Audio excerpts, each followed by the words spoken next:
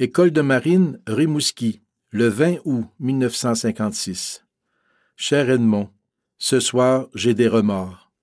Il faut que je t'écrive, même si je ne puis le faire longuement. Après mon retour d'Halifax, ce fut ma retraite durant laquelle j'ai souvent pensé à toi et surtout prié. J'ai eu ensuite la grippe et du rhumatisme dans les épaules. J'ai pris cela à Halifax, où la température est très humide cet été. J'en souffre encore, mais ce n'est pas grand-chose à comparer aux souffrances des autres. En tout cas, mon cher Edmond, j'espère que tu ne penses pas que je te néglige. Il est bien possible qu'en ce moment, tu aies plus besoin que jamais de sympathie et d'encouragement. Le temps ne doit-il pas faire peser de plus en plus sur tes épaules cette solitude et cette situation d'incertitude et de souffrance morale? Ah, que je demande souvent au bon Dieu de ne pas permettre que tu te décourages. Tu devrais m'écrire même quand je n'ai pas le temps de te répondre.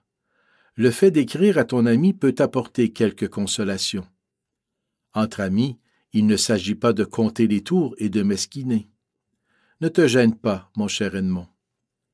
Ce soir, je suis allé voir des malades à l'hôpital.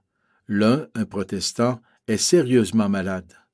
Je suis allé le voir à 2 reprises cet après-midi à sa demande. Il est seul. Séparé depuis longtemps de son épouse et de ses enfants, il ne veut pas même qu'il sache où il est et veut être enterré ici même. Je lui ai parlé du bon Dieu, de l'autre vie et de la valeur de la souffrance. Il était content de causer en anglais avec moi. Il m'a longuement remercié, puis insisté pour que je retourne.